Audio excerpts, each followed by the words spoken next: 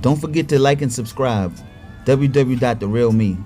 How to bathe a kitten. Once you have everything prepared, you start by placing the kitten over the basin and gently put a little bit of warm water on the kitten's paws and a little bit on its back to introduce it to the water. You want to make sure that you have a warm environment so the kitten wouldn't get too cold. After the kitten gets introduced to the water, you want to get a cup and then you start just gently pouring the water over the kitten's back. Try not to put it over the kitten's face directly. I know that the kitten doesn't really like the water, but you have to introduce it slowly.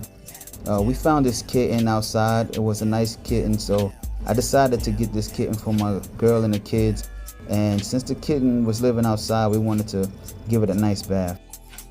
So after you gently introduce the kitten to the water by putting a little bit of warm water on the paws and over his back, you want to have the shampoo prepared right by your side. We use Burt's Bees shampoo for kittens, no tears, so we can bathe this kitten.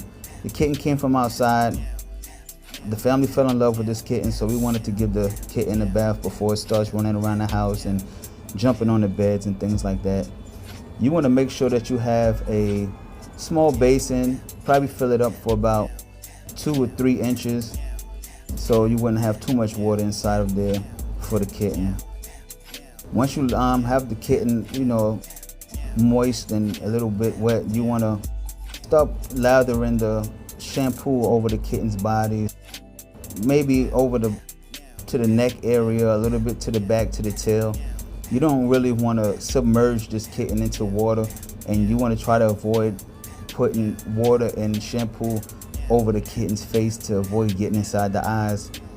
The process is not an easy process. I know that the kitten wants to leave this basin and get out of the water, but it's necessary when you first introduce the kitten to the house to have a nice clean kitten. We successfully gave this kitten a bath. This was the first time that we ever gave a kitten a bath, and it was a little hard because the kitten doesn't feel comfortable in the water, but it was very necessary for the kitten to have a bath. We had everything prepared. We had the basin already filled up with warm water. We had the shampoo. You also want to have a nice dry towel next to you, so when you finish bathing the kitten, you can put it inside the towel and dry it up and keep the kitten warm. I know that the kitten doesn't like the water, but it's necessary for us to bathe this kitten and get the kitten adjusted to the family.